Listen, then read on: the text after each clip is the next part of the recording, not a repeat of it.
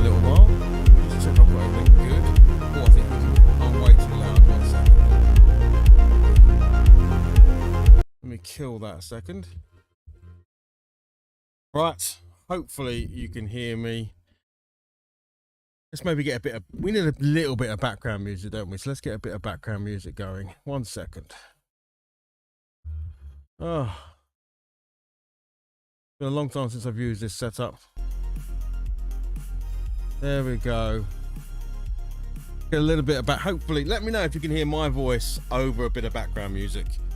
But yeah, this is us set up.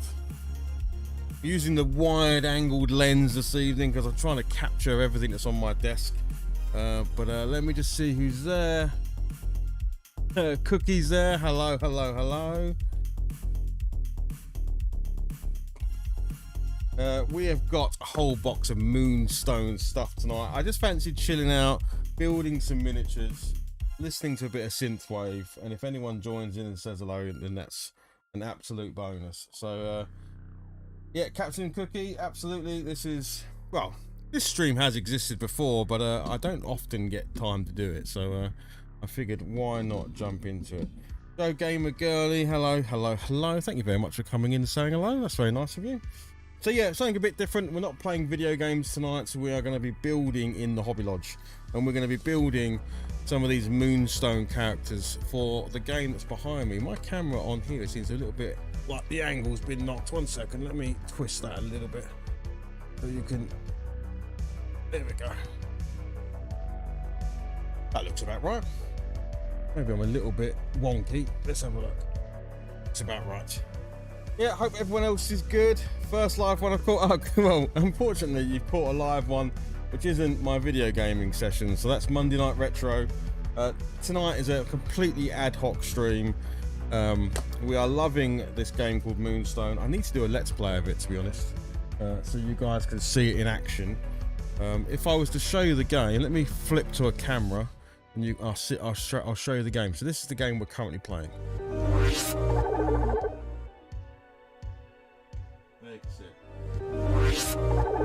There's a very quick look at the game. So we're going to do a proper let's play, but me and my son James have built our forces for, but I wanted to get a few extra models for it, so we're going to be building these tonight. So we've got the Mushrooms and Mayhem set, which is these kind of funky looking goblins. There we go, bring that right up so you can see those guys.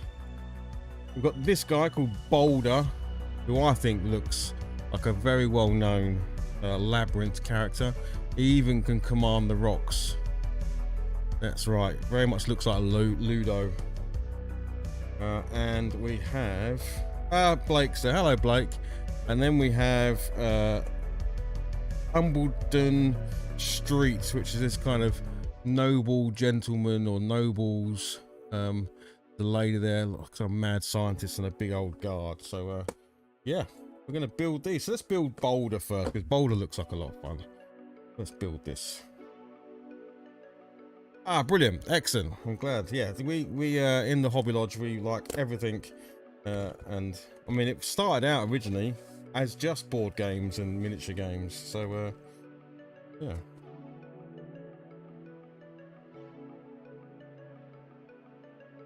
So, is there any games you're particularly sort of interested in and keen on? Let's have a look at this guy's card first. Actually, I might not zoom this out as far. Let me just play with the camera a sec, guys. Oh, we don't want to see my face. There we go. Maybe we'll zoom in a little bit. So yeah, here's the card. So his name's Boulder. He's got a melee of 2. He's very he's got a 2-inch range because he's a giant. He can smack things from afar. He gets 3 cards when doing arcane. He's got terrible evade because he's huge, and then he's got a bunch of abilities. He's got tough skin, so he reduces damage by 1 by the looks of it. Granite fists, so when he punches he does +2 damage. What's his special ability? It's Stone Song. This ability is decrease target Moonstone depth by X. Okay, so he can, the whole point of Moonstone is you're collecting these magical rocks that have fallen out of the sky and buried themselves on the ground, and your troop is against someone else's troop, and and you're trying to collect as much Moonstone as you can before the end of turn 4. So what this guy can do, because he can sing to the rocks, he can encourage that Moonstone to lift itself out of the rocks. So cool. Dungeons and Dragons. Yeah, we enjoy Dungeons and Dragons. Blue Patchy that's in the chat plays Dungeons and Dragons at school. Yeah, so this is Boulder, so let's have a look at him.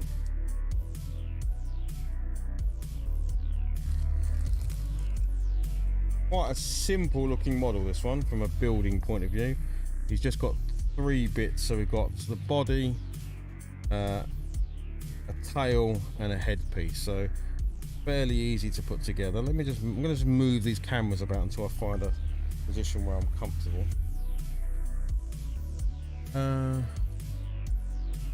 Cotton Candy UK, hello mate, I can see you over in Twitch land there.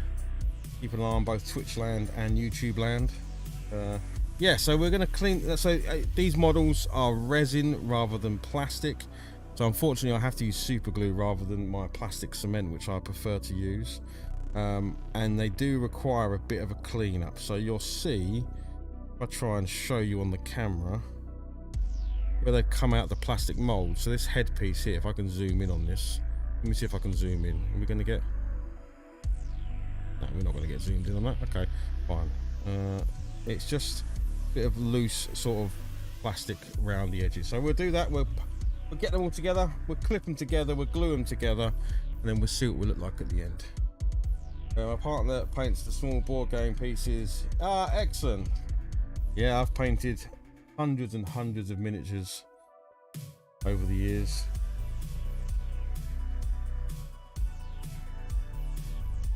I think the most I've painted in a single year, I think I had nearly 300 plus miniatures that I've painted in a single year.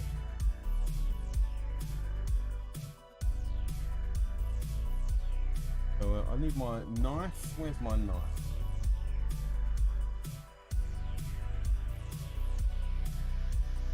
Good question, where is my knife? Well, come out wherever you are.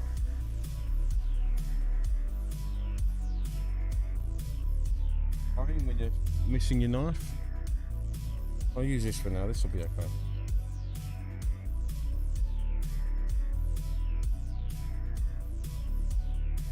Yeah, so what I'm looking for is any mold lines or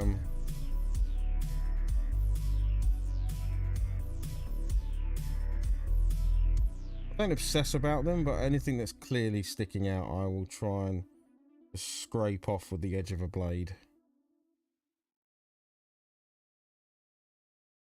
be honest, this miniature looks really quite clean.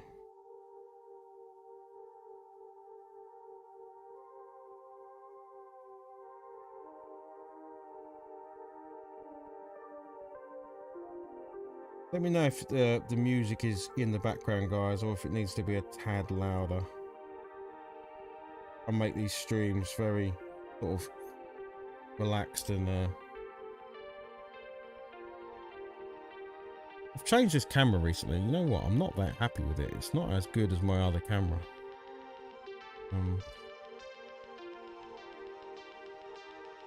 Maybe that's better. I'm gonna go with that.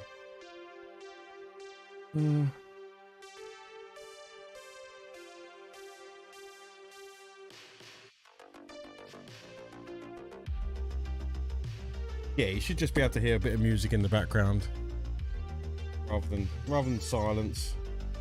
Just me rabbiting on, because there are times where I will be quiet when I'm just concentrating on not putting a blade in my finger.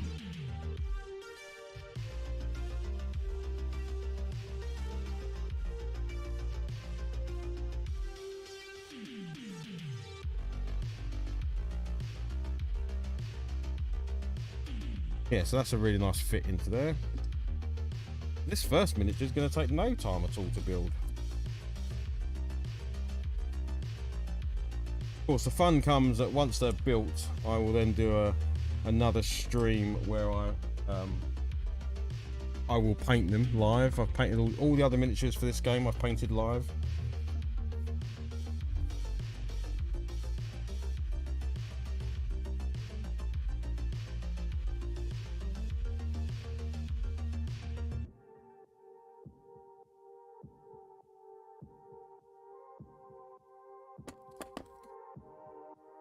Oh, cheers, Cap. Thank you for that.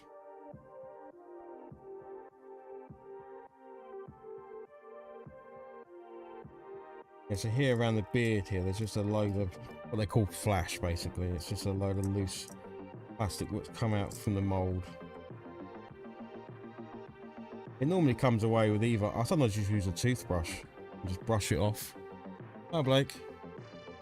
Alright, so what's up? Say hello, yeah? Oh, it's that camera there. This is my third youngest child, Blake. Or Blue Patches, he just was in the chat. Yeah. Maybe you'll play Moonstone one day, because me and James have played it quite a few times now. It's good fun. Yeah. Right, so now I have to use... I hate using super glue for miniatures, but that's all that's going to work with these, I'm afraid. Alright? Have I just got any super glue in it? That's the question. Alright, mate. As I feared, this is completely dried out. Okay, we need a working super glue.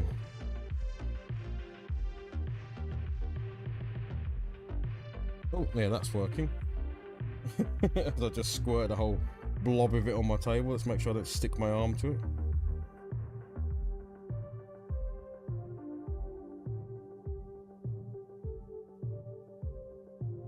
Oh, hang on.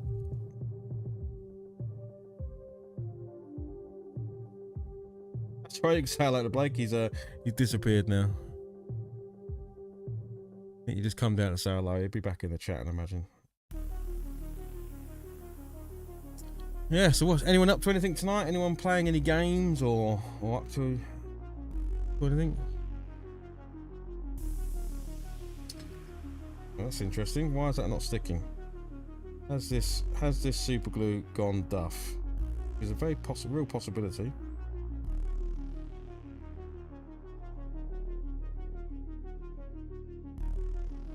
Settlers of Catan, Dark Souls, Mansion of Madness is brilliant.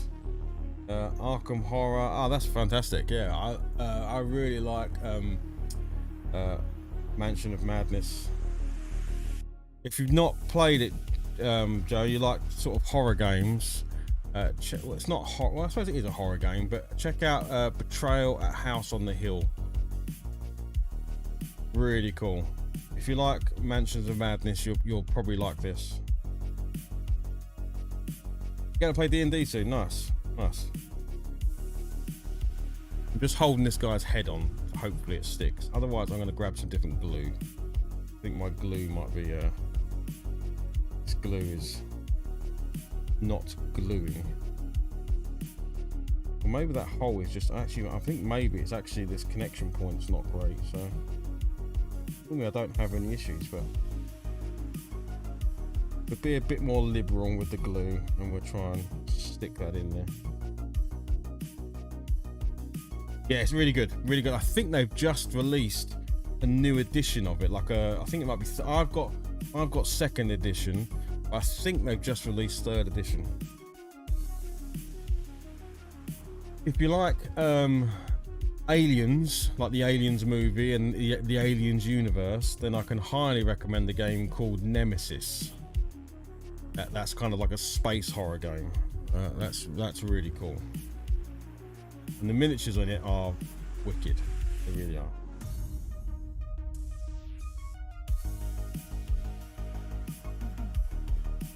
There's a few videos on the channel of me and my sons playing Nemesis. Right, Mister, is your head going to stick on, or am I going to have to?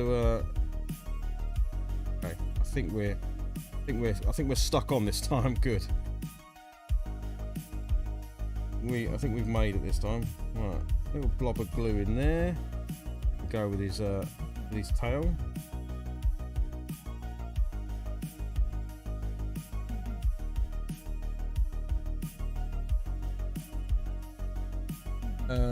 Yeah, there's so many great board games and stuff. If you've not been, Joe, and if anyone's into their board games, I can highly recommend the UK Games Expo that takes place in Birmingham every year. That's very, very cool. There we go. not Ludo, is built. He's made. We'll stick him to his base. I'm gonna get a bit of card because I don't know why they do this. Why they have bases with slots in them, yet the miniatures don't have slots in them. Doesn't really make any sense to me, but it is what it is. I'm probably going to use a bit of card from the box.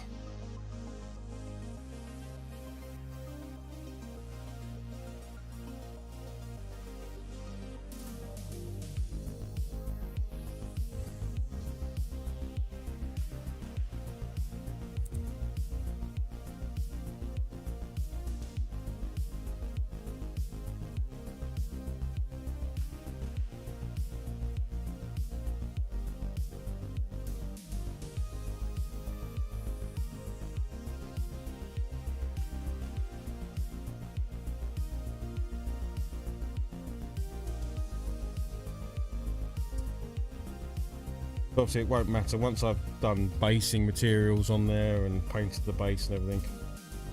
This won't make a blind bit of difference. Certainly won't see the card. Probably don't need to be as thick as that, so we can cut this in half maybe.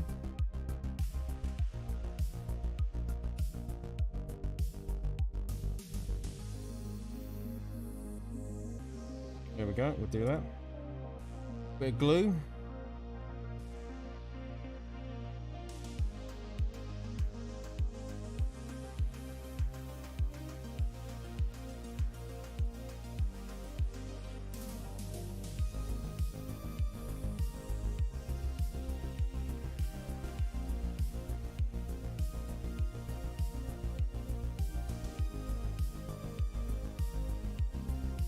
Yeah, me and my sons went to UK Games Expo this year. We go, we've been, say like 4 times now, and it's like a whole long weekend event with so many games being shown. There is some video games there, but obviously it very much focuses about board games, role-playing games, all that sort of stuff. So it's not just vendors selling everything. A big focus of the day is just sitting down and getting hands-on with these games, getting demo games with the creators, and so on and so forth. Of course, there's lots to buy there as well, but really, it really does focus on actually playing games, which is quite cool.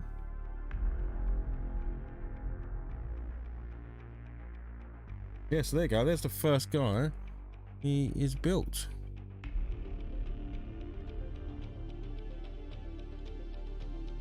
Yes, I'll show you some examples. So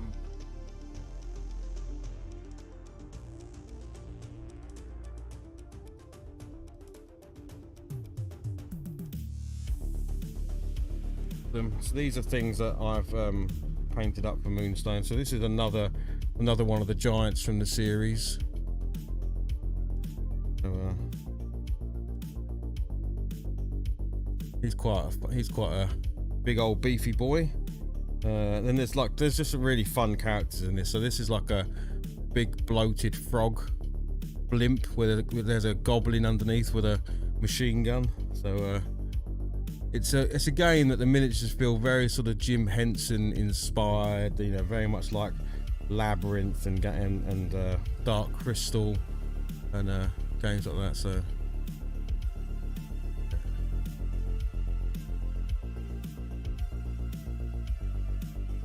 yeah, very, very cool. Yeah, so I've got a whole series of these painted up. I think I've got about 20 or so of them. But then this is obviously adding more to the forces now. And it's a game where you sort of, at the beginning of the game, sort of pick your roster of characters. So they all obviously have strengths and weaknesses, and there's synergies between different characters. I definitely need to do a let's play of it so people can see the game, because it is an absolutely fantastic game.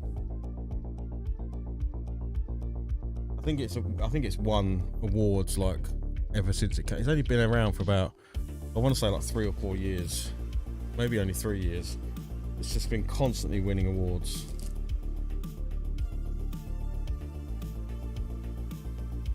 Okay, right, the next one we're going to do is we'll do the 3 little goblins. So we've got C6 Stew, Shabroon, and Boom Boom McBoom. There you go.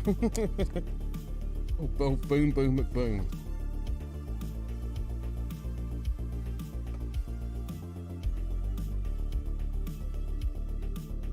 Yeah, so we've got their character cards here. Now, goblins, their whole thing is they're not very, you know, they can be fairly easily killed, but they have loads of energy. So this is the energy down here, and lots of sort of trickery stuff going on. So as you can imagine, goblins being tricky little so-and-so. So these are going to go into my force because I mostly play goblins against my son.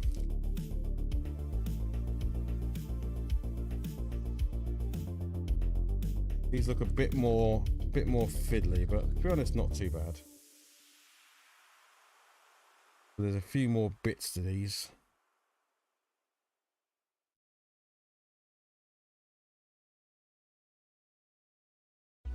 Okay, so that looks like one. That looks like two. And this is the third guy. So we'll start off with, we'll do this guy first because he looks like I think he's purely just connecting those two bits together by the looks of it, yeah.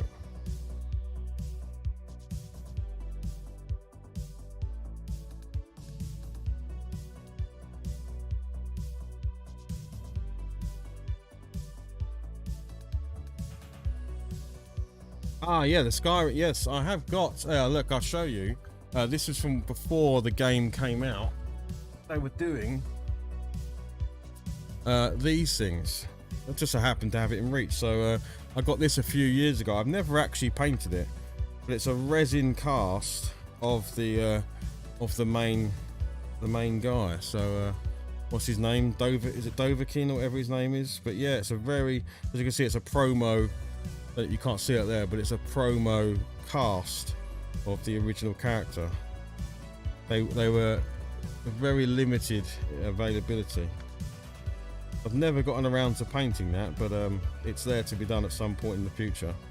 I loved it. It's got the Skyrim box on the front. I've had that sat on a shelf over there for quite some time.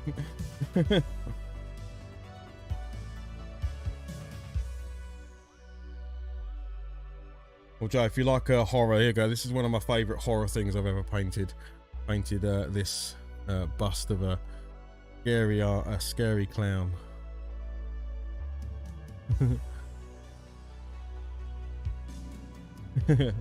I enjoyed painting that. That was quite good fun.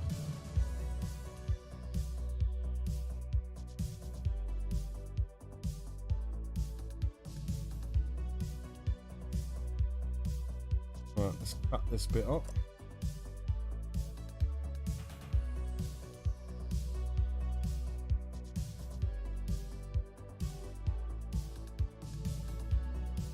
Pretty sure I painted that on stream as well.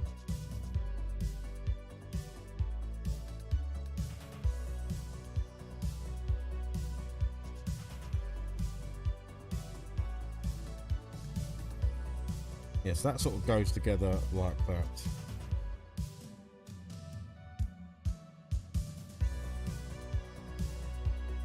Yeah, sometimes when you buy a big board game, you're committing yourself to a big paint job.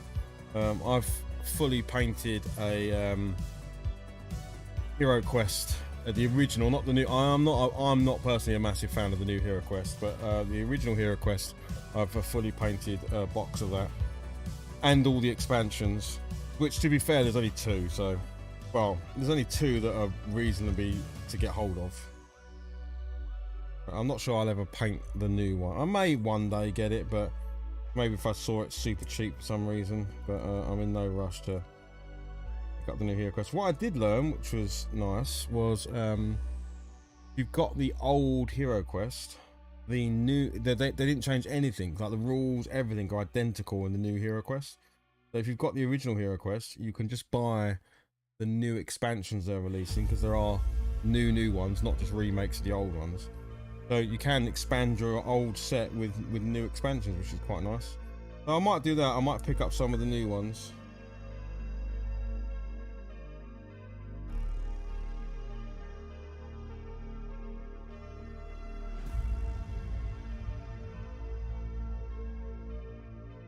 I'm just getting some of the flash from underneath this mushroom that's sticking out here.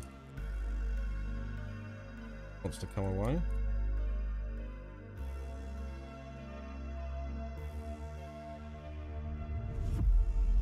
But yes, painting a big board game like Skyrim and all that, they can be big tasks to take on. What you can sometimes do, if you want to recommend, sometimes it's nice to paint as you play. So only paint, so look at what maybe the first mission is or the first set of miniatures are that you're going to be using. Paint those, and then as you keep playing, you just paint the next set, the next set.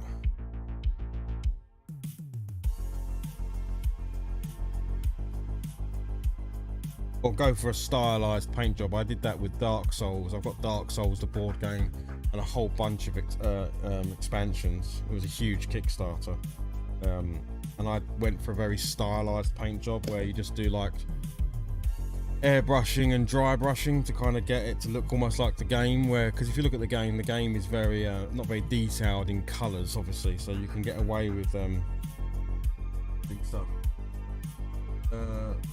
Yeah, I'll show you. I've got the gaping. If anyone knows the dark side.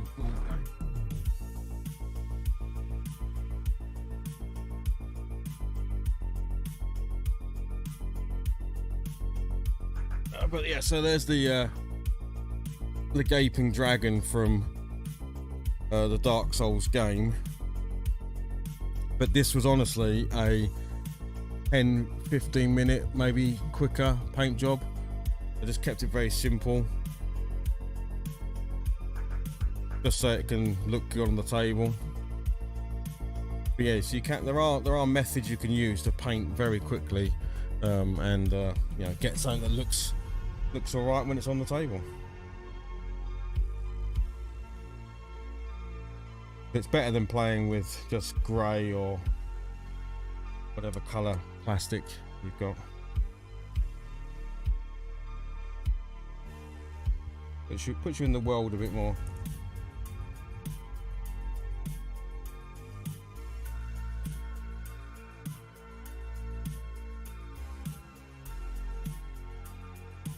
Yeah, I really like the Dark Souls board game. Not a lot of people like, but I genuinely really like it. It's a very cooperative board game, and also a very tough board. Just like the game, I don't think people. I guess if you don't like the video game, you're not going to like the board game. Because much like in the video game, you're going to die a lot. And you need to come back and try again and get better gear and try different tactics until you work out how to kill the boss and not die yourself. But I think some people don't like the idea of dying in board games.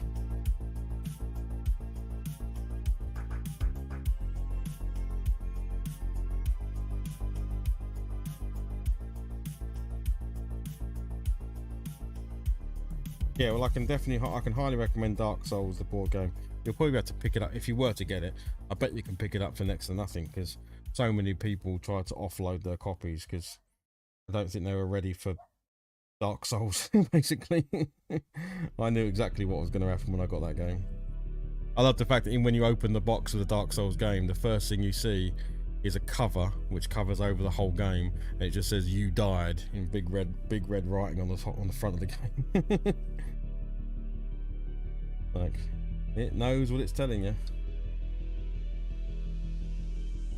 Yeah, exactly. All part of the fun, isn't it?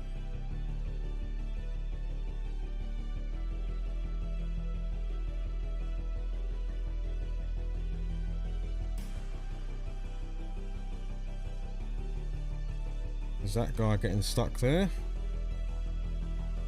Right, let's do C6 stew next. And as they're drying, I shall show you what they look like.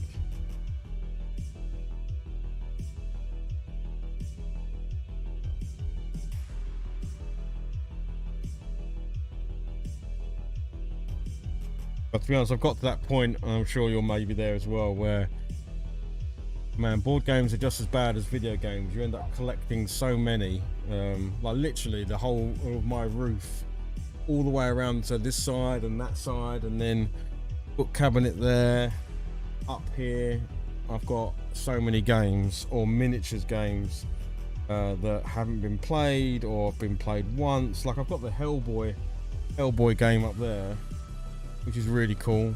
I've got the Walking Dead miniatures game. I've completely painted the Walking Dead miniatures game, every single miniature in it, which is about 100 and something miniatures. I think we've played it once.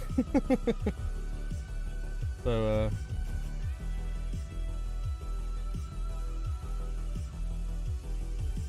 it is actually quite a nice little sort of game, but I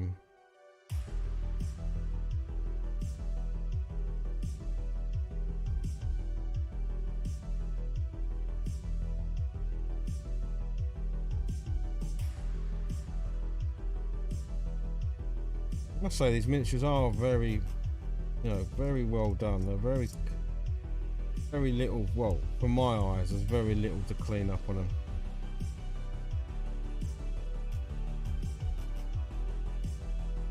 This one might be a bit more fiddly because it's got some very small connection points where stuff's going to actually connect up to the model. We shall see how we get on.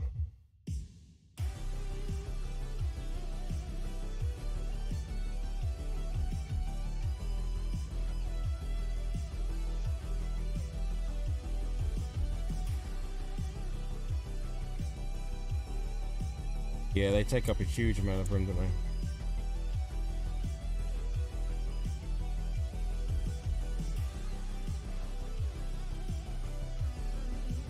So yeah, thank God I think my wife would kill me if they were all in the house.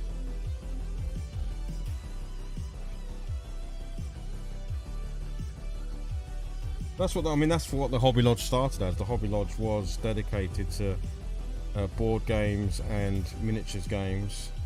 The first thing that I put in here was the table. There's a 6 by 4 foot table, but 6 foot by 4 foot table behind me, because that's the common table size for big war games like Warhammer and such. It also serves as a really good table for board games.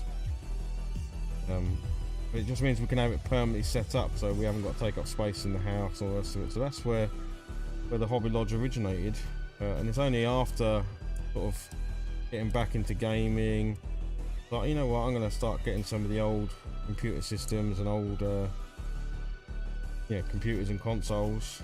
But then the rest of it came about, really. Now the space is shared between video games and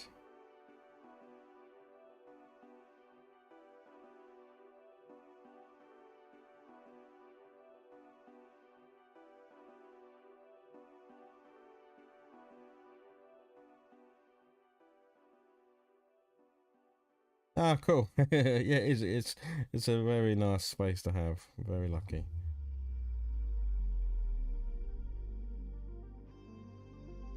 I haven't done any good sort of game ones for a while. I do need to so I'd like to do a let's play of Moonstone. I think that's what we're going to do next, me and James. I've got a new microphone in the ceiling now, so we can record the audio quite easily. So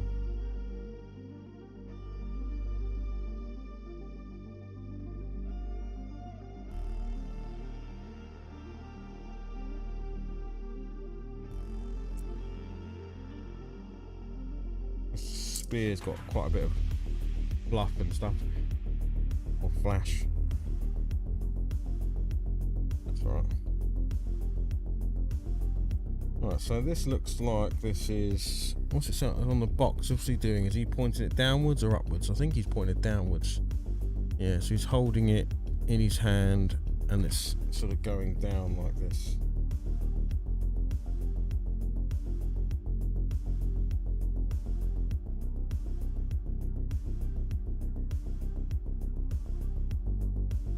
This one's going to be a bit more fiddly because the connection point for this is tiny. It's like that, I think. Chances of me not sticking my fingers to this is going to be very small.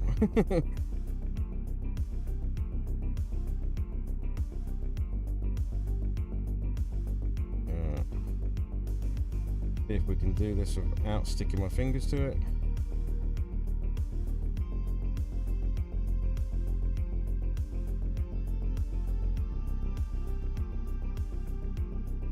I think we succeeded, I think.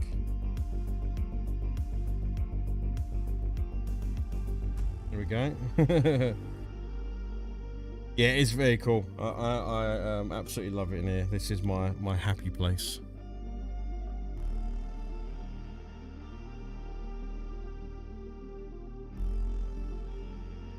I didn't anticipate it becoming my workplace as well, but now it is my hobby place and my place of work. So maybe I'm in here probably more than I thought I would be, but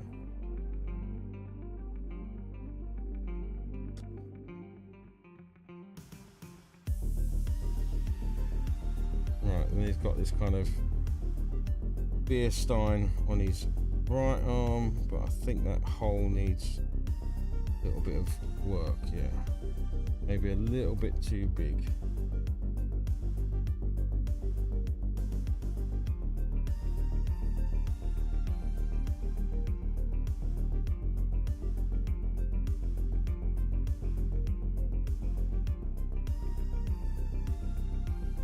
I'm gonna use the knife just to sort of almost make this into a bit of a point that I can. There we go. So it's nice and flush in there now. Yeah, these ones are a bit more fiddly because they're just tight. They are much smaller. So it's not terrible, but they are. I'd much rather be using liquid cement than this super glue, but it just won't stick on these types of miniatures. Come on, you sod. I dry fitted it perfectly first time. There we go. That's it. That's it. It will stick. That will go. I guess the good thing about super glue is it's very fast reaction, so it's you can just stick it in there, it will stick. There's no other way of putting that.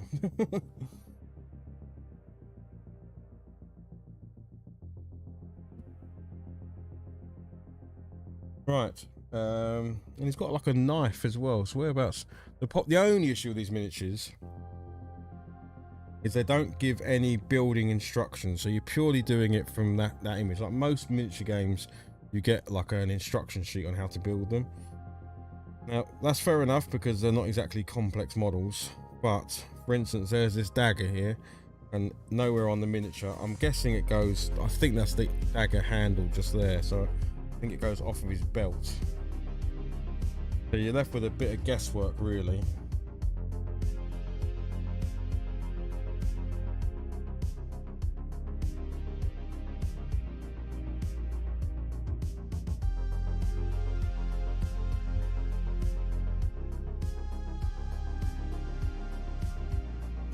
It's the only complaint I've got. They are premium models. Oh, hang on, I'm being messaged. Hang on.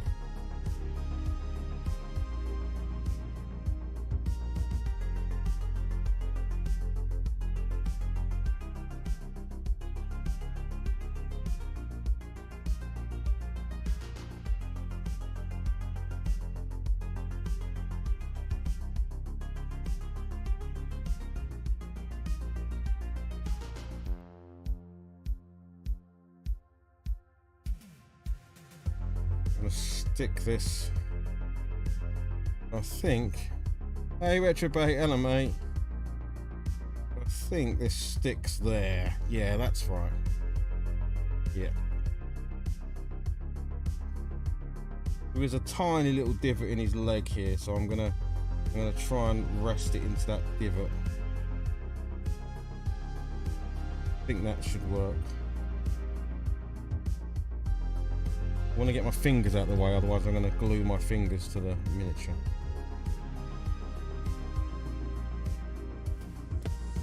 There we go, that's another one built. We'll let him dry for a second and we'll grab the other one. Guys, let me just take a 2-minute break and I'll be right back, okay? I just want to go up to the house for a second. I'm just being asked a question, but stick around, I'll be back in a minute.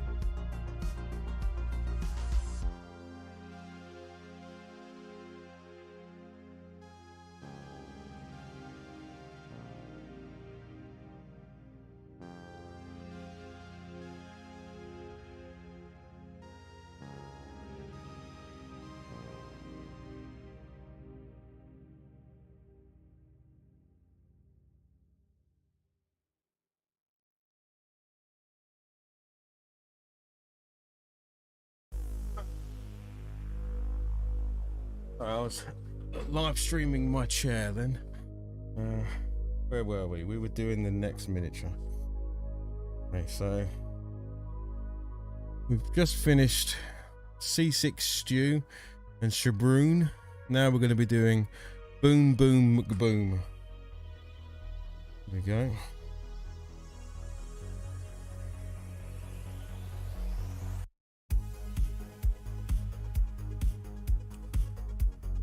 And maybe we'll have time, if I can get all of these built, maybe there'll be time to get some primer down on them. The next time I do the stream, we'll paint some of them up.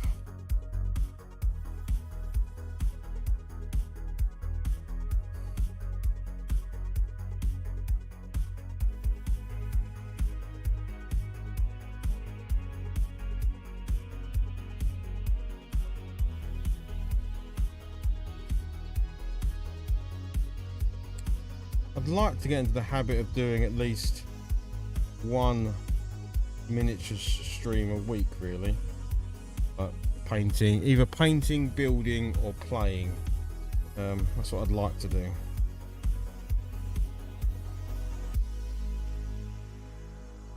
Streaming for me is a way of sort of like making sure you do it. Like, that's why I've no, they're not hugely watched, but my Monday night retro streams are really good excuses to actually sit down and play some games, you know. Otherwise the weeks can go by and you've not had a chance to, or you've not remembered to. Oh, hang on, what else going on? People don't want to leave me alone tonight.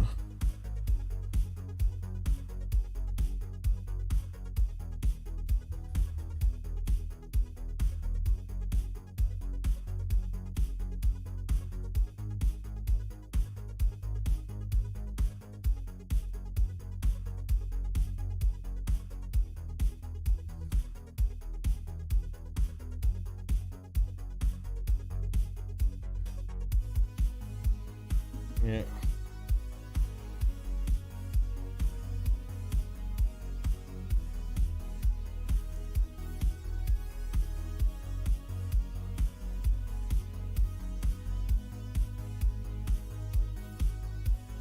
There's his tiny blunderbuster there.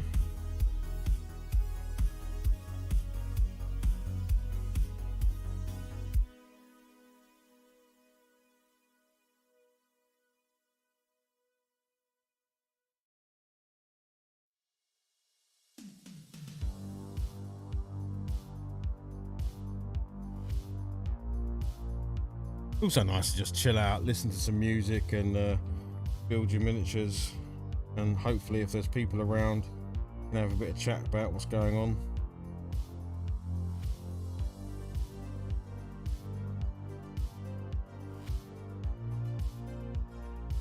Got a nice long video to watch later on, because I've seen that Kim Justice has released a video on top 100 licensed games, so that'll be a really cool one to watch.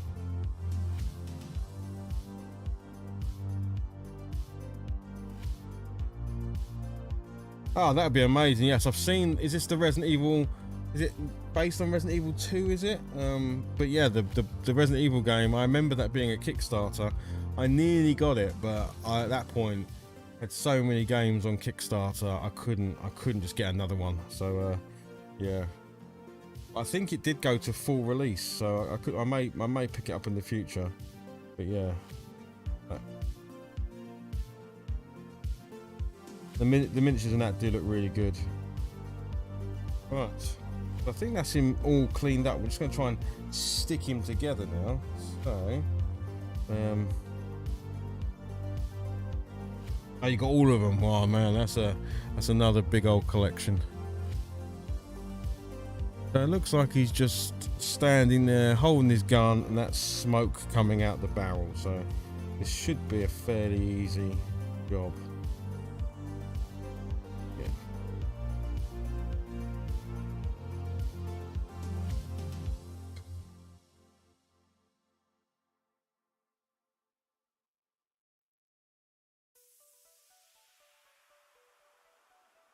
I love his little face. Got very mischievous. Oh, his head fell off. Hang on. Obviously, it's very warm, so I'm wondering if this glue is obviously being affected by the heat as well. Here we go. I'm just gonna leave his head for a second just to let it dry. One thing that was annoying me is I couldn't get this camera to auto zoom. Sorry, you're going to get an up nose shot there. Normally I can tap an area, so normally if I tap that and then there you go, so that's zoomed it, that focused, and that's focused. Okay, it's behaving itself now. All right, fair enough. So now if I show you the shrooms guy, should be able to bring this up nice and close, and there we go. That's better. That's the shrooms guy. The big mushroom growing out of his head.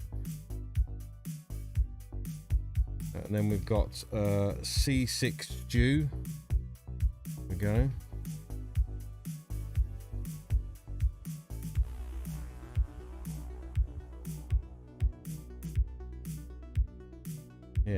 Yeah, so I can now show you these ones in a bit more detail now. So this one I liked all of the vial, like all the sort of vials and stuff he's got, and these were obviously very fiddly to paint, but I like the inside of his jacket, all his potions and stuff. Thought it was super cool.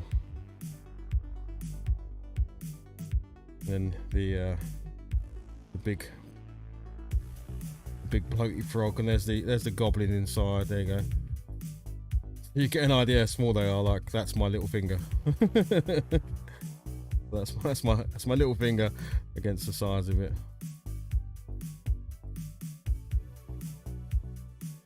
Obviously, I showed you the giant as well. I was really happy with how the trousers came out on the giant. I like the striped trousers. Also the essence coming out of the thing there, that turned out quite nice. I'm in no way a pro painter, but I enjoy it.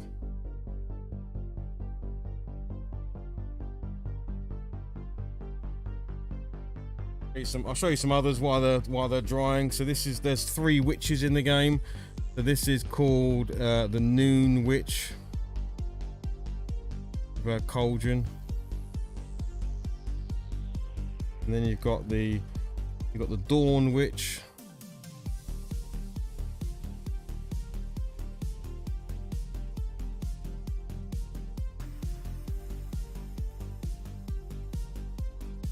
I thought it might be quite. I went for that kind of streak in her hair there.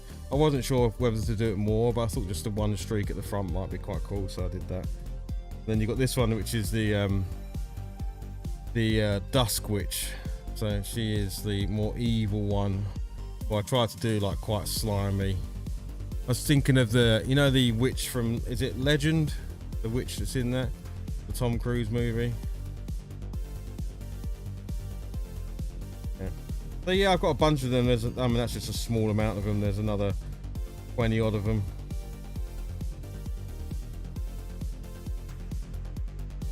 They're really quite fun to paint up. Right, let's get this guy stuck together. So his head's nicely stuck on there, which is good.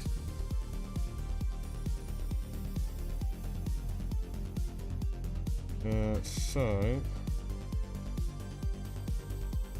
that's, yeah, it was Legend, wasn't it? The witch is from, yeah.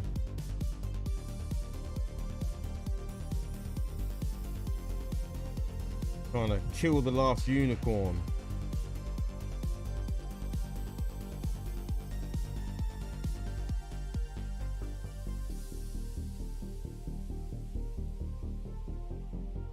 With Tim Curry as the devil. One of the best devils there's been in a TV program. Oh, this gun doesn't seem to fit very well. What am I doing wrong here? That arm is not gonna. Is that gonna go with a bit of force? I don't really want to force it, but that is not. gap they've given you there, that is not going to fit in that gap. Maybe you've got to put it in first and then twist it. Oh, I don't like it, but I think that's it. Yeah, that's it. Okay. Did not feel comfortable, but that is how it's done. Go on out. Right, so I need to put a little bit of glue there, and then be quick to force this in place, because that did not feel comfortable. The miniature might snap. So a little blob here, little blob. Oh no, that's too much. Just sticking my fingers together. It's miniatures. I know, Jim. I know. What is this? Some sort of miniatures channel? You're going to be a son of a bitch to go in, you are, aren't you? Oh, this is not going to be clean at all. Oh, that's not. Definitely did not like that fitting.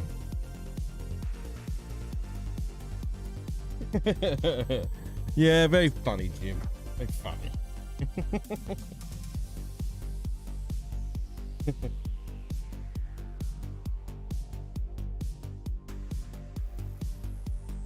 Right, cool. Well, it got in there, but I'm just not very happy about that fitting. But I mean, it's definitely stuck in there.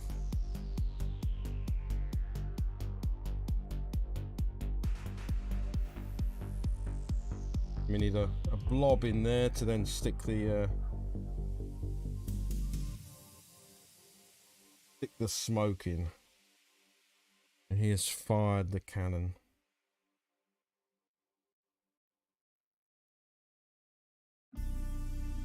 Yeah. Oh, nice. Go for it, dude. Yeah, a bit of building. It's not the most exciting part of the hobby, but you know, I would put it below playing and painting for sure. But unfortunately, it is one of the necessary steps. Oh, Black Hawk Down. That's cool, man.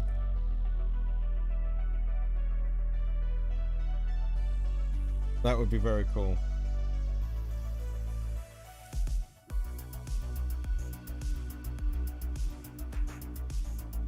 So these bases make sense because these are slot bases and the miniatures have a slot in them. But the other ones, it makes no sense because they're not slot-based bases. So this will be nice and easy. This is just a blob of glue, and away we go.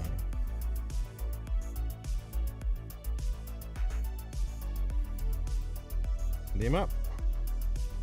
Grab old C6 Stew. Hello, Jen. Hope she's well, mate.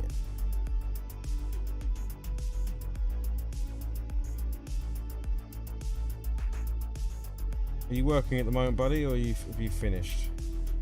This is a bit of an earlier stream for me, so I'm assuming you're still working.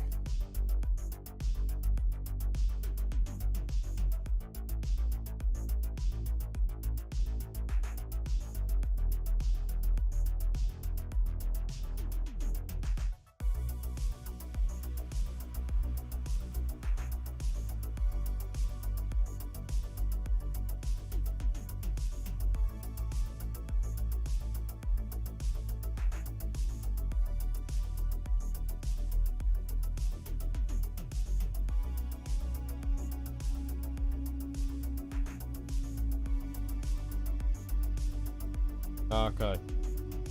Well, wishing you a quiet couple of hours, mate. That's the. Hopefully that's the case. You need a tiny little piece of card. Cover over that back foot.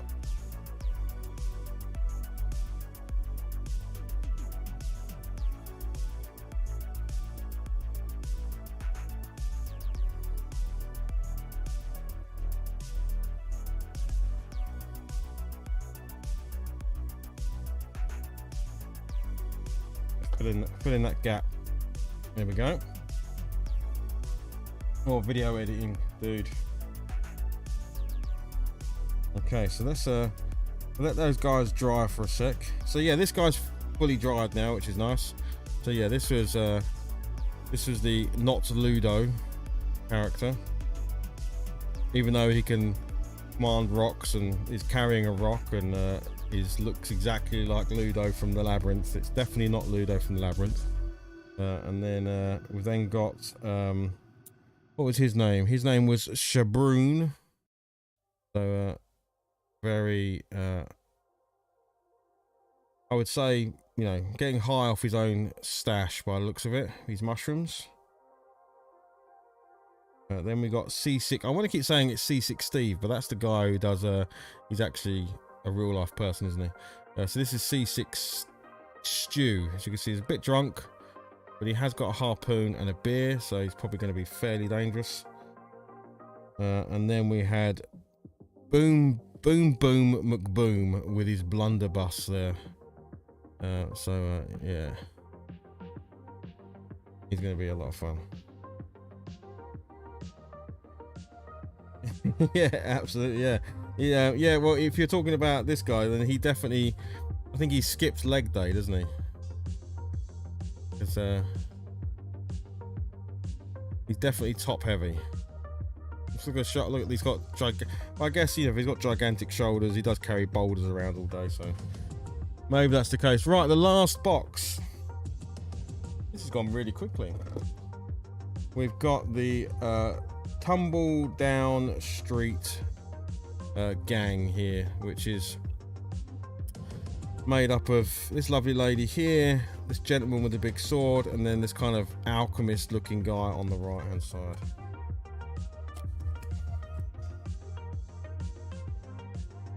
You get plenty of this sponge. I might need to think of something clever to do with all the sponge you get.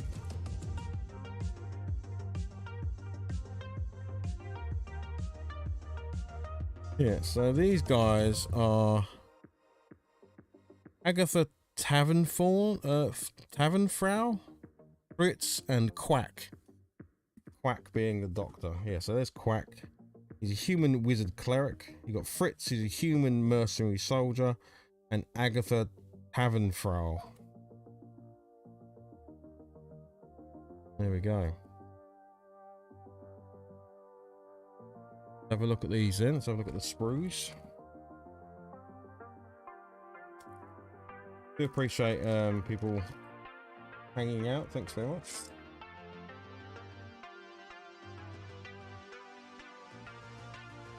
Oh, he's a pretty simple one. He literally is, the model's already done. He's just got a sword that needs building, so he should be done very quickly.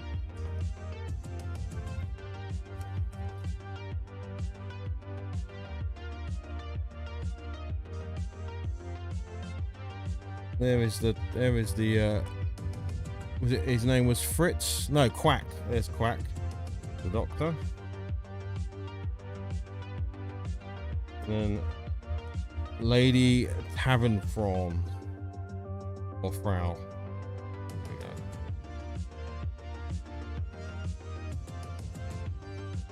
Let's do the big guy first. It's very simple. This is literally give him a bit of a clean up and connect his hand.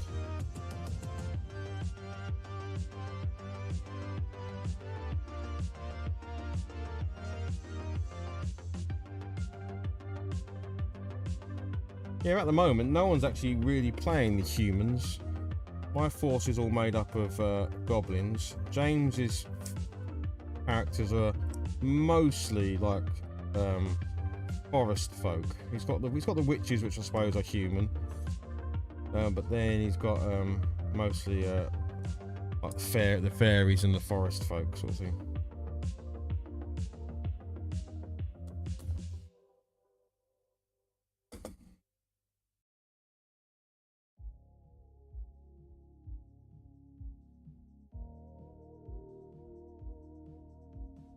Just using the brush because sometimes you can just get rid of the fluffy flash without having to use a knife. I will say they've come out very clean, to be honest.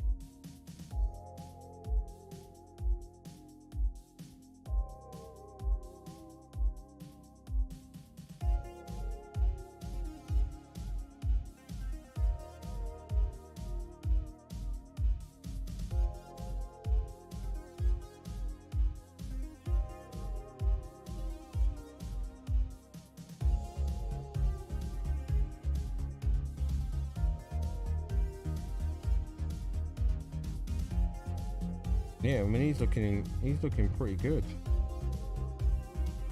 Keep thinking it's a bit of flash, but then it's like a tassel or something on his clothing. So I think he's in good shape.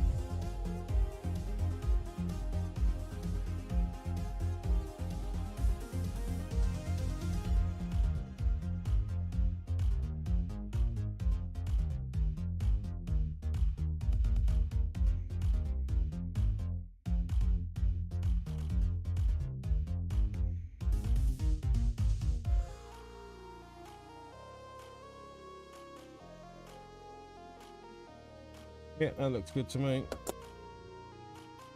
It's kind of got this, I think it's draped across his shoulders, I think, so yeah, so sort of looks like it goes together very easily. So it's literally a blob of glue in there, and he's carrying the sword on his back. Just like a blob.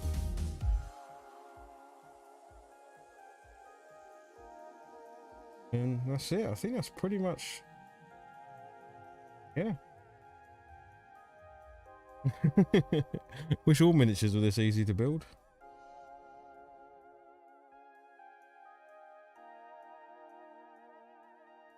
I doubt your Black Hawk helicopter will be this easy to build, Jim. That was a doddle. That was literally cut him off, brush him down, and then stick his sword on, and that was it. Job done.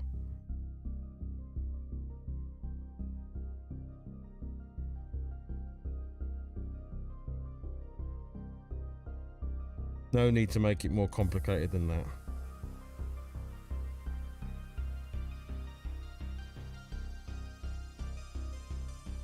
Right, let's move on to the lady. We'll cut this in two places because it's getting us.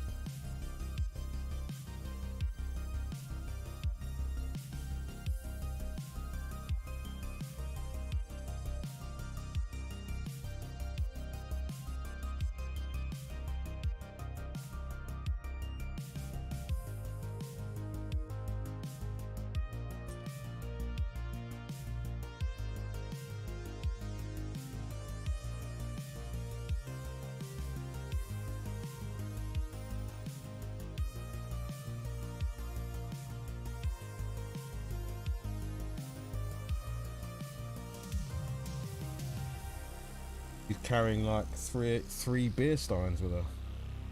She's going to be everyone's friend.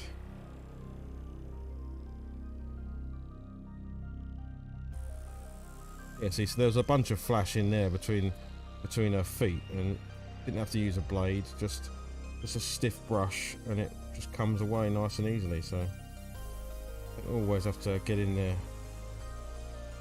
with a knife. If it's a mould line, you'll have to use a knife, but if it's just a bit of flash, get away.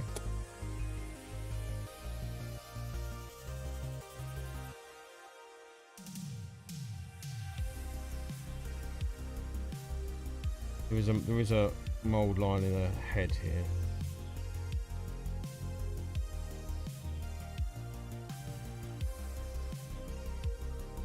You can hear barking outside. It's getting towards fox o'clock, and my dog starts to think there's foxes in the garden. Which means her time of being outside will end soon, and she'll have to go inside. Because there is no fox. That's actually true. There is no fox until there is a fox, and sadly, they don't come out at 7 o'clock. They come out at about 11 o'clock. She's tucked up on the sofa asleep.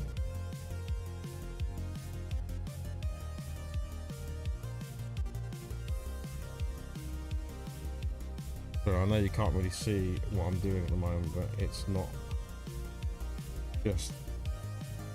This is a very fiddly bit here. Next to the side of her head.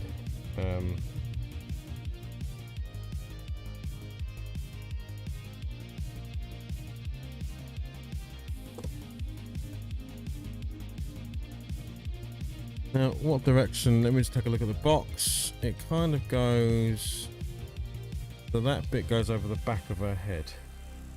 Oh, punched the microphone. Sorry about that. So I think like that. Yeah, that's it. So this big feather goes like that. Or maybe one further back, maybe. Yeah, like that.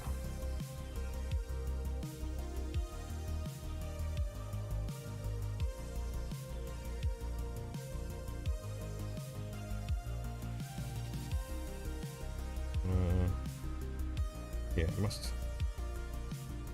It's annoying because it could actually be, because the peg is a little bit too small, it fully rotates inside the hole, so I could actually have it at a number of different positions, but I think it's like that. So I'm just gonna have to stick it in there and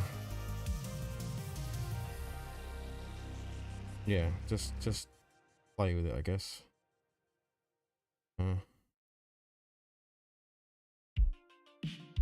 Actually, I think that's right. That's bang on. I think. Yeah, that's bang on.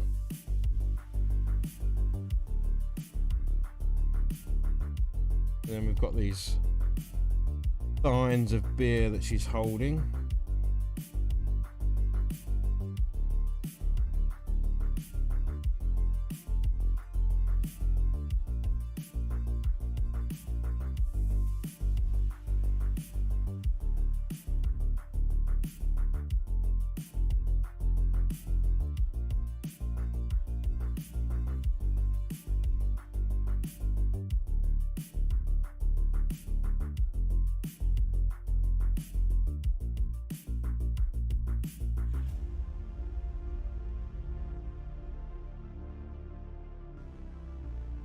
Yeah, so I think we're definitely going to be able to.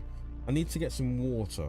That's what I need, because before I can prime these miniatures, I need to give them a little clean. So, although I think I've got some water. My worry is with resin miniatures, you often find they have a release agent on the plastic, and therefore when you try and put paint on them, it just doesn't stick. The paint just slides off and it looks horrendous. I had it before with some miniatures. They were a nightmare. I think that just literally sticks on there.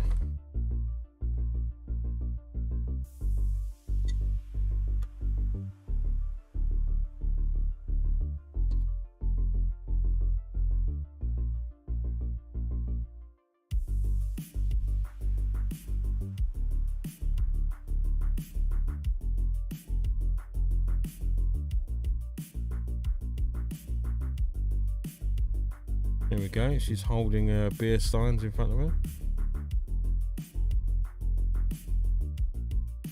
Ready to serve up some justice.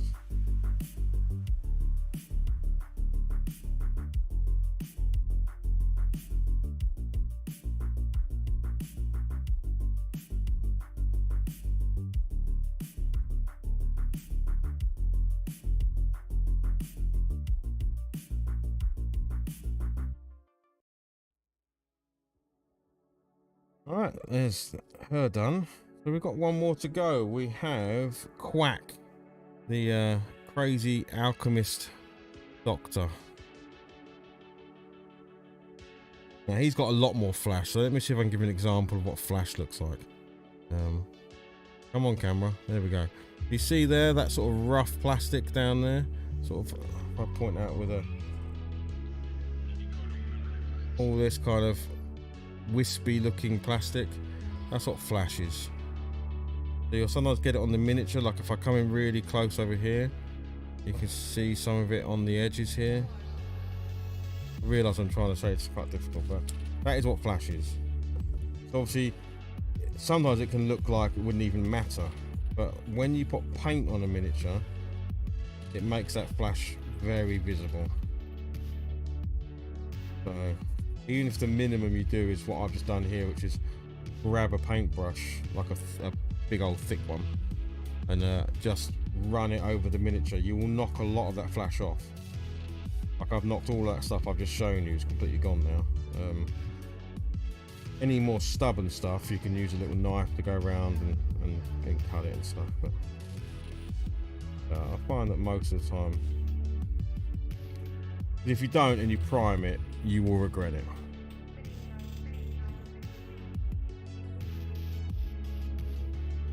With board game miniatures, you don't need to do it so much. So normally, be from any of that stuff, but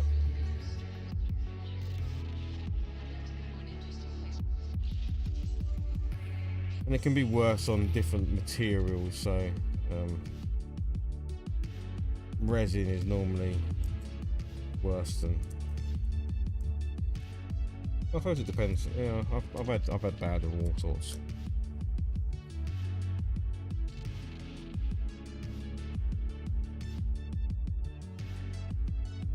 Right, let's cut this off.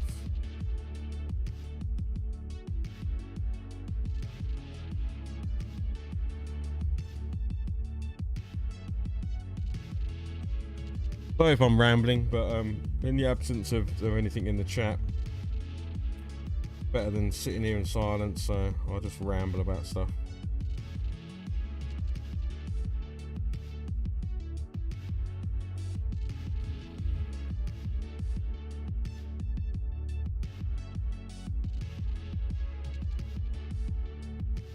Yeah, you are right. Old school metals. I do love metal miniatures though.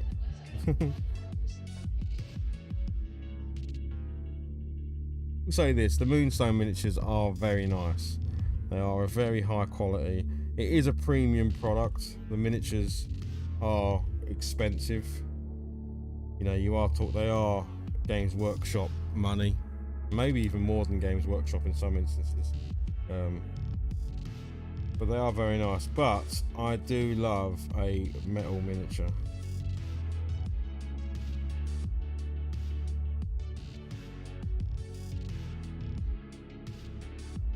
I really like the weightiness to them. Tuffy, hello Tuffy. Good God, HobbyLodge doing some hobby. Is the world ending? Tuffy, come on. Not gone. The hobby stuff's not gone. Just, you know, we go through peaks and troughs. But yeah, we're doing some Moonstone this evening. We've been really enjoying playing Moonstone recently, so I'm going to be doing a lot more on it. I'm going to be doing some Let's Plays and bits and pieces. Yeah, exactly. I do love the weight of a metal miniature. Yeah, like the heft of it in your hand and playing with them. They are the best. Huffy, what are you working on at the moment? In theory, yes, I have got 10th edition 40k, but it's packed away because it's actually for my, don't tell him, my eldest son's birthday, which is in August. So he loves the Tyranids. He's got, well, I've painted a lot of Tyranids for him. He then took over the army and he's painted all the Tyranids since. Yeah, he's getting the box set for his birthday. So we haven't seen it yet. We certainly haven't played it, apart from all the video content that's out there for it. So are you working on that set at the moment? Nice.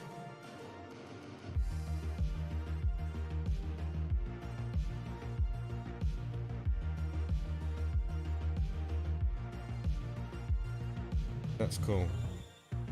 Are you going Tyranids or Space Marines, or are you just building both forces? They're tough to work with sometimes. Oh, okay, is that the Tyranids difficult? They look like some cool models, I must admit. Because there was a point where we weren't going to get the box set because I didn't think we'd be able to get one. I thought it looked to me that it had completely sold out, and then I went on to Element Games about a week after it released, and it just said it was in stock. So I was like, well, it can't be. It's probably a website error. Element Games, Wayland Games can sometimes be a bit funny about what they think is in stock. So I thought, sod it. We'll stick an order in, and we'll let fate decide. And it turned up the next day. So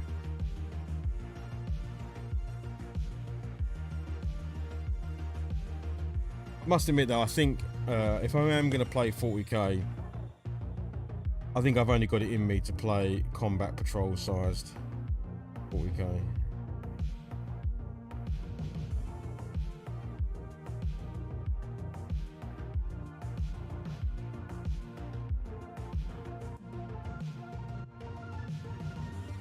Right, little blob of glue.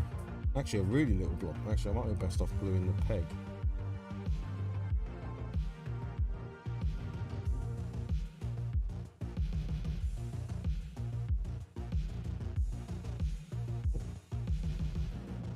Bit too much, bit too much.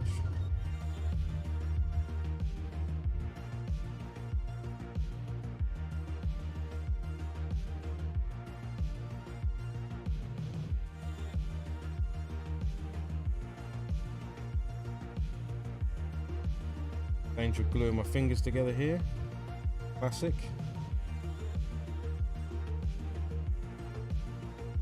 Why is your head peg so small?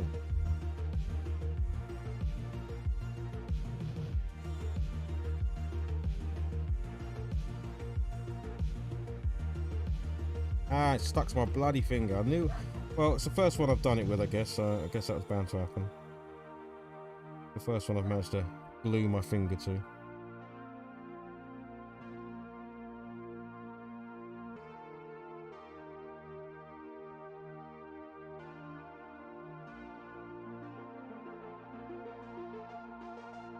Tease me.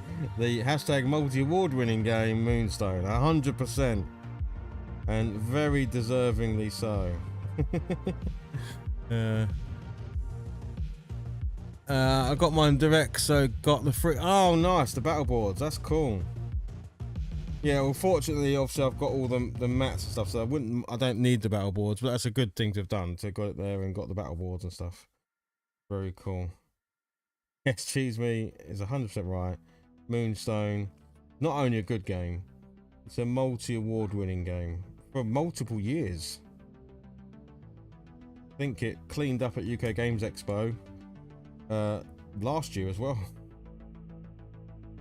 Might have been the year before that.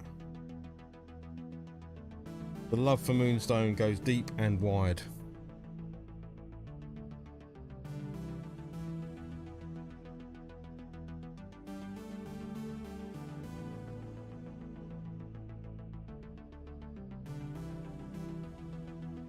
Whereabouts is this hand? Just kind of out like that.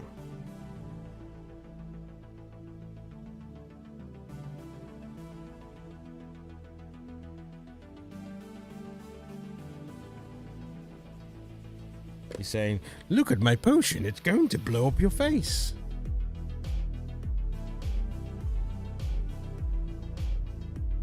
I didn't get the second jackalope. I'd like to get the special Boris the bunny. Yeah, I haven't got the bunny. I might get the bunny guy, but I've got the jackalope, but not the. I did one. I don't know if he's like an Easter edition or something, but he's in like a pouncing position rather than the one where he's sort of sat up.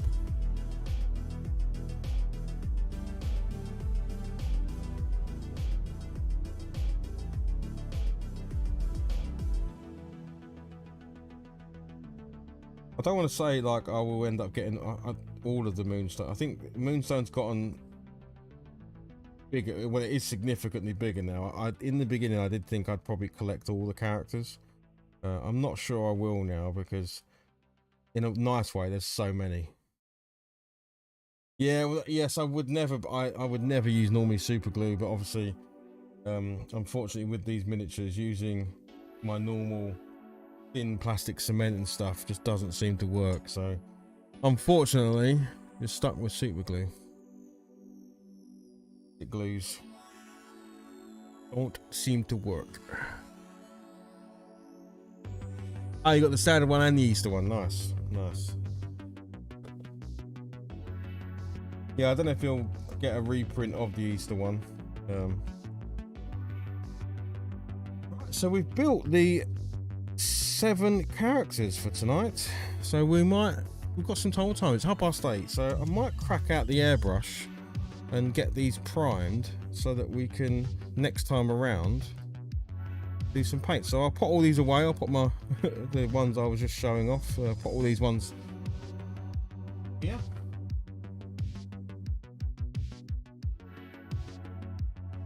Put them on the table so they can be played with. But yeah, I really want to order a battle report of it. Move the cards as well. Right, I'm going to turn my airbrush on. Hopefully you won't hear it. That's why the air tank fills up.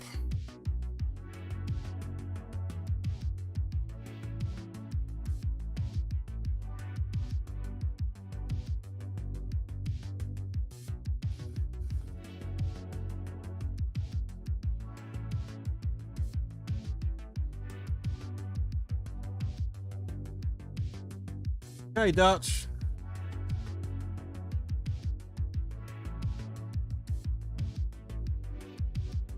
Oh, cheers, buddy. Thank you for that, Jim.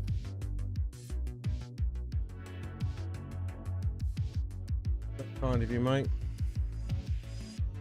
I'm just scrolling off the bottom of the screens.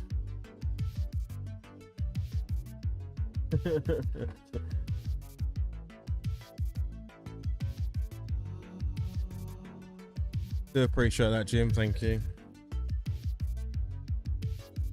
Right, so we're going to go with a bit of black, a bit of grey, and a bit of white. So I want to get a kind of a denethal.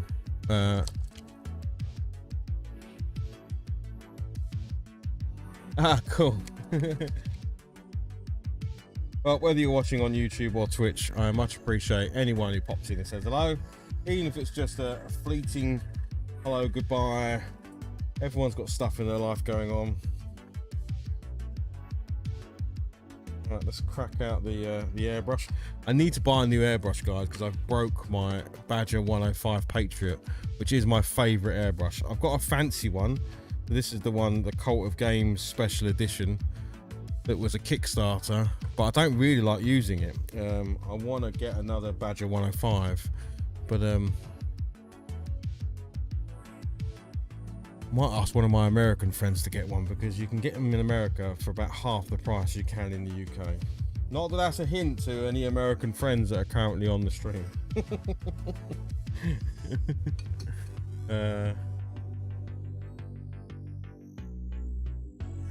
My work here is done, absolutely.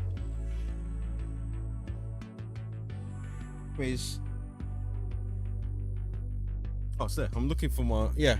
So just in case anyone cares, the brand of primers I use are the Steinel Res ones from Badger. I really like these primers. They've never let me down. They just work fantastically well. So, yeah.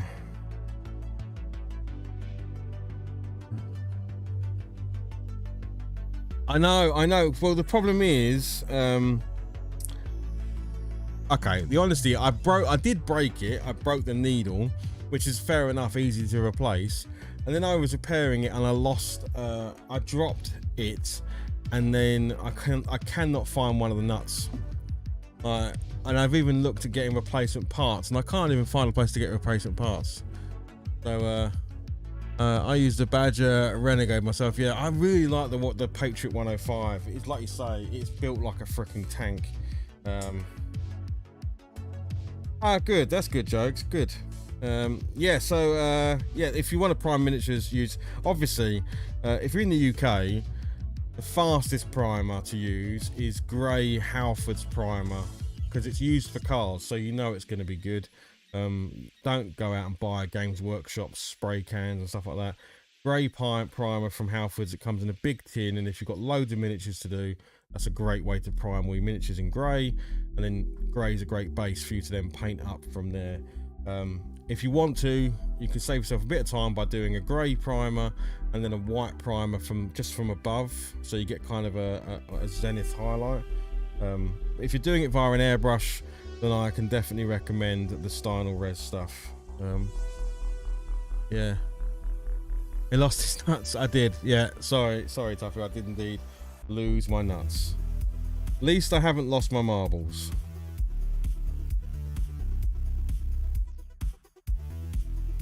Right, let's get cracking on. Let's get cracking on. My airbrush is good to go. We've got this.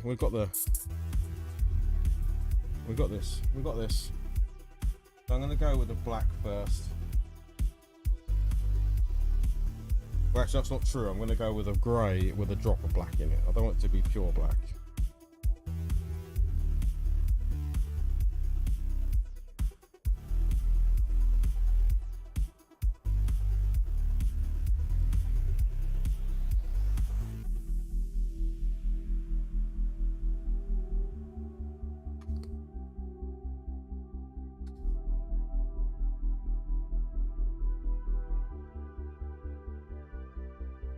But yeah, that's what I've done. Just put some grey in there, put some black in there, grab a paintbrush, give it a shush about.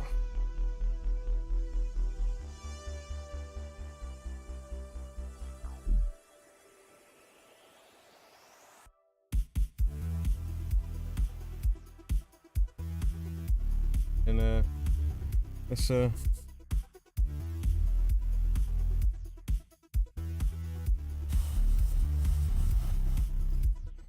straight away I've actually spotted a bit of flash there.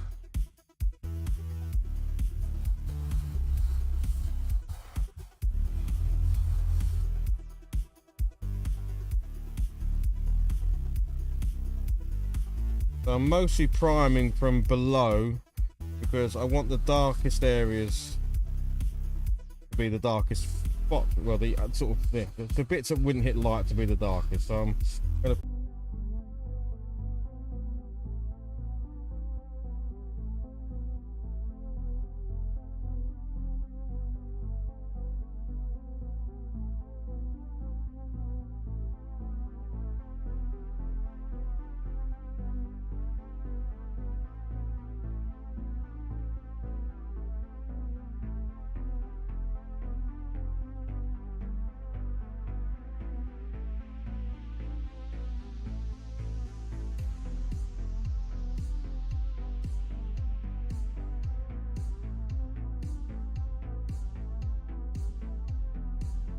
Right, while there's paint in the cup, we'll just keep going. We'll just go from one miniature to the next until we run out of paint.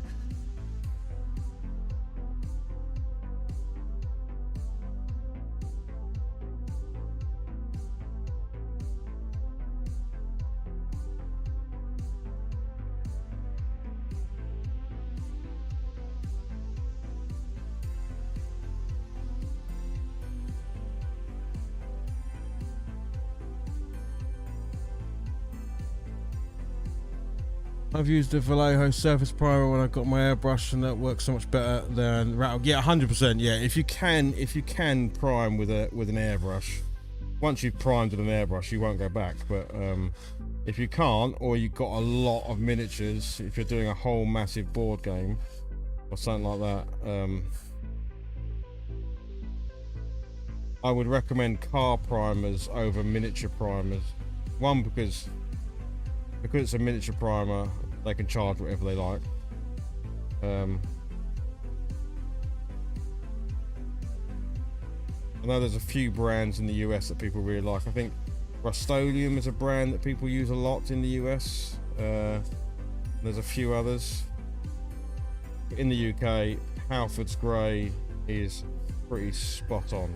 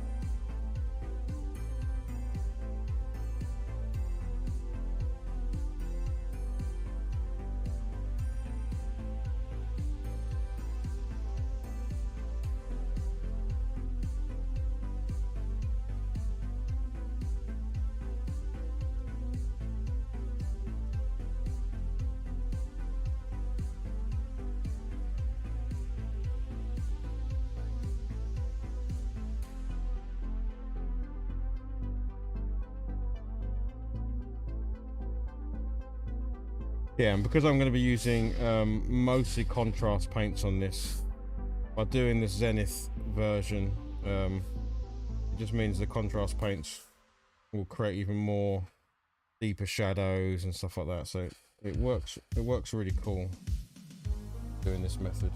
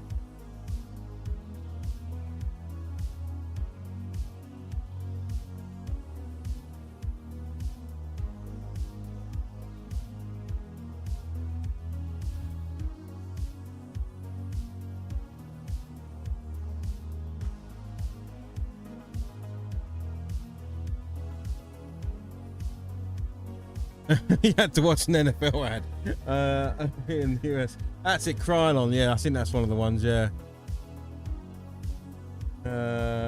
You just watched a German dubbed Barbie trailer. Yeah, sorry, I have no control. Like, I think Twitch have done some funny things with adverts. I have zero control over things like when adverts pop up and stuff. Unless you subscribe. You know, use your Twitch Prime.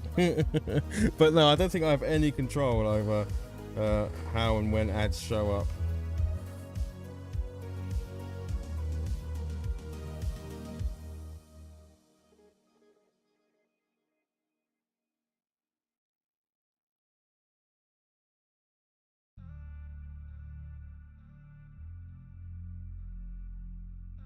They've made it worse, I think. I think they've made the ads roll like much more frequently.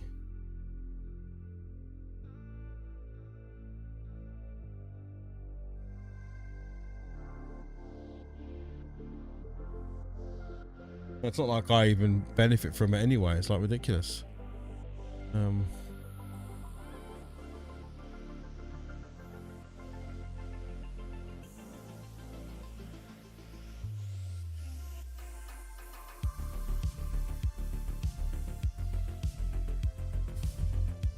Right, one more to go, and then we can switch out to the white.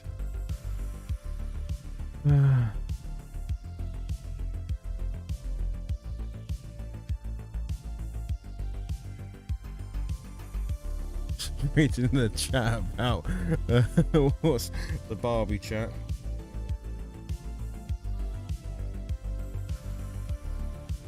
I won't, you know, let's not knock it because it's doing. I think it's doing very well. Certainly going to do better than most of the Marvel movies and other movies that have been out recently.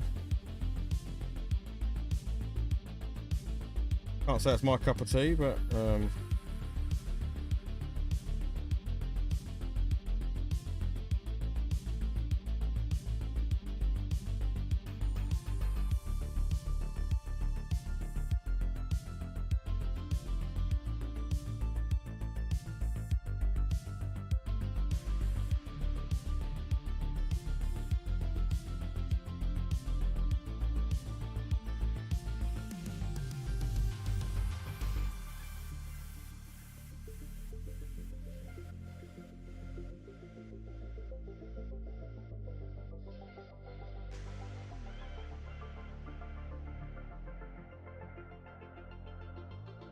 right. I'm gonna come back to this guy again because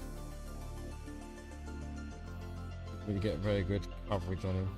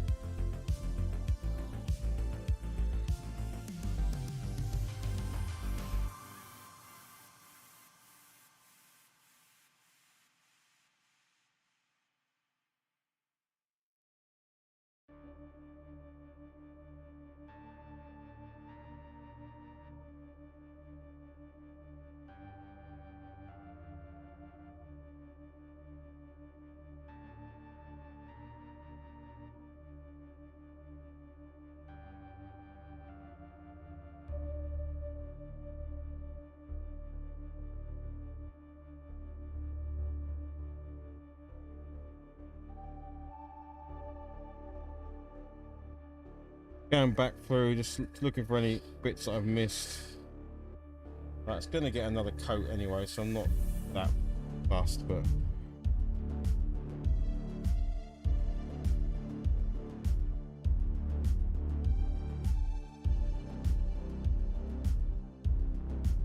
seeing that underneath piece.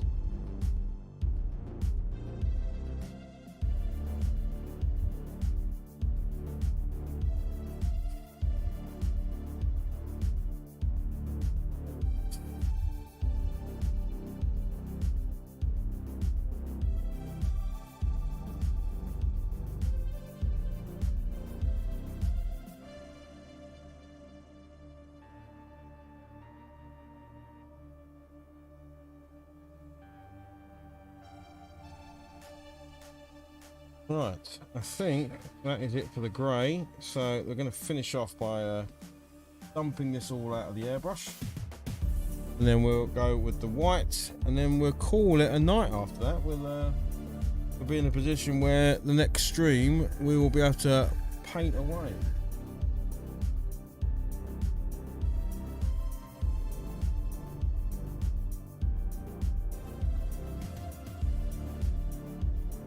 Oh yeah, Cindy. Yeah, Cindy was the competitor in the, I don't know if it was just a UK thing, but yeah, I think she was like the British Barbie, wasn't she?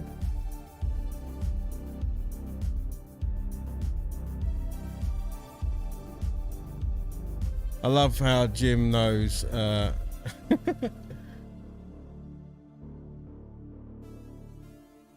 nothing you don't know, Jim.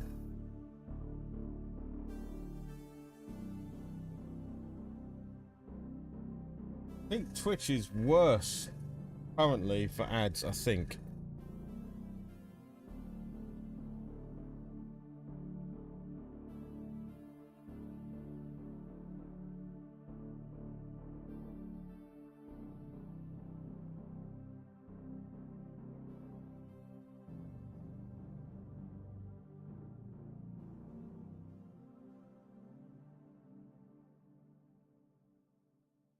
I should go dump that out to the water. Trying to blow all that through the airbrush.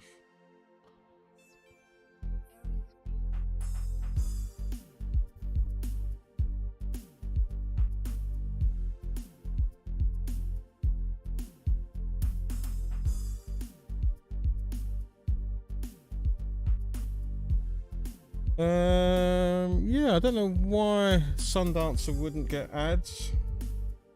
Is he does he have a subscribe button? Is he now affiliated? I think he is affiliated, right? I'm not a Twitch partner, but I am a Twitch affiliate. Ah, cool, Joe. Yeah, you're more than welcome. I like to say the main stream I do is Monday night.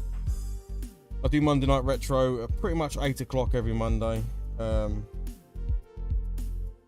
obviously that's focused more around the gaming stuff. I'd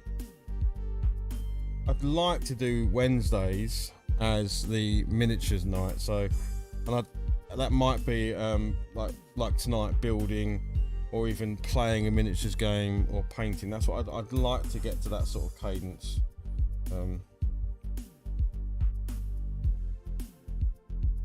Right, so this is again, some people that do miniatures all the time, they know this trick, but obviously you've done with a dark grey below, so you can see him here, and now I'm going to do a white, but I'm only going to spray from above, or about at max sort of like a 45-degree angle, so sort of like from this angle, right? That's because I want all of the tops of everything to get like this white highlight, so that when I pop my color on him, when I put the paint down, I get a natural shade from what's underneath him to what's above him. All the areas that the light would hit. You can come around a little bit, because if miniatures have got an overhang, then sometimes you need to sort of like come around a little bit, but you don't want to be too much. I don't mind a heavier zenithal than some people. I quite like the effect, especially with using contrast paints. But then it'll look more like that. So when you've kind of done the grey with the zenith, you then get that sort of look. So you're dark underneath and you're lighter on top. That's what I'm kind of looking for.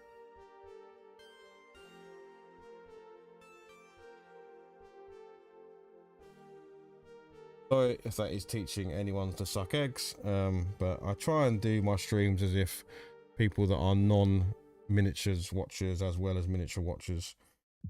I know for the veterans out there, this is, well, to be honest, people with skill wouldn't be watching me because they'd probably be horrified at my lack of skill, but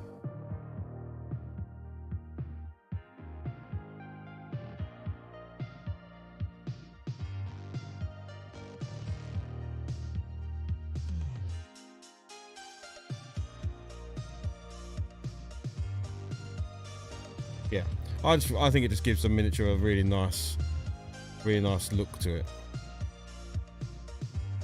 Pulls out all the details, and yeah, it just gives it a nice finish.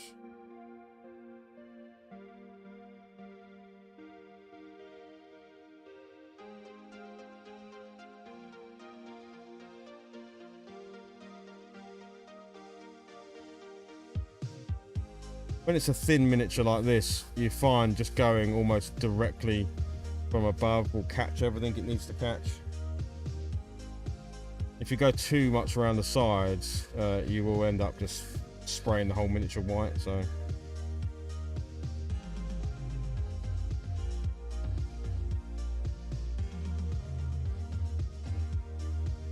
yeah, I'm gonna put a bit more on her face because we want to lighten her skin up a bit. There we go.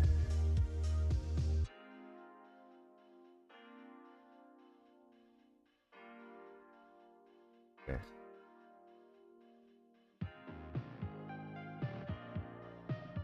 Big mushroom guy. Another little tip. Most people will use something like this when they're airbrushing, something to hold your airbrush in. I put one of these little sponges in here, and I use the sponge to dab the tip of my airbrush in, which helps clear dry tip. Especially if you're using white spray, you'll get a thing called dry tip, and it will mean that paint doesn't come out your airbrush.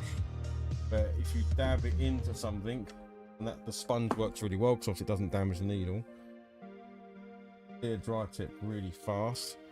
You can just use your fingers. You could just do this and sort of try and pull it off, but of course you're in danger of damaging that tiny little needle there. Where if you poke it into the sponge, pull it away, you're not going to damage your needle. Daniel, hello. Been experimenting with brown based tentacles as well. Works good with yellows. Ah, that's cool.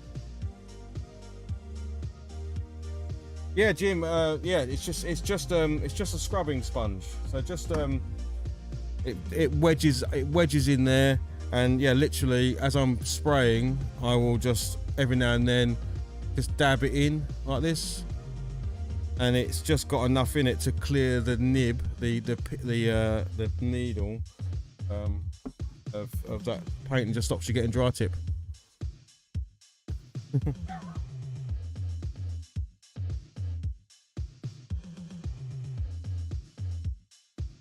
I wish I could say it was my idea. I mean, I'm going to claim it's my idea, but it was something I saw years and years ago, because that sponge is actually years old. That is probably 6 years old, that bit of sponge. And I can't think who I saw do it, and I was like, that's pretty smart, because I was getting dry. I mean, as soon as you start using an airbrush, as soon as you put white in your airbrush, white just dries so fast that you get dry tip really quickly. And I saw that, and when I started doing it, I was like, oh man, that's so cool. So absolutely, it's a HobbyLodge original idea. I copyrighted it. But no, honestly, it was someone else's genius.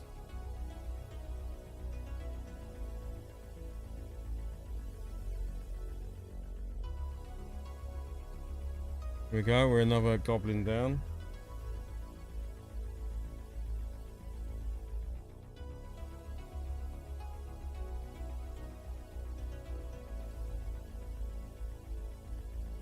Yeah, the green is, yeah, absolutely. Yeah, absolutely. The green is paint, not my.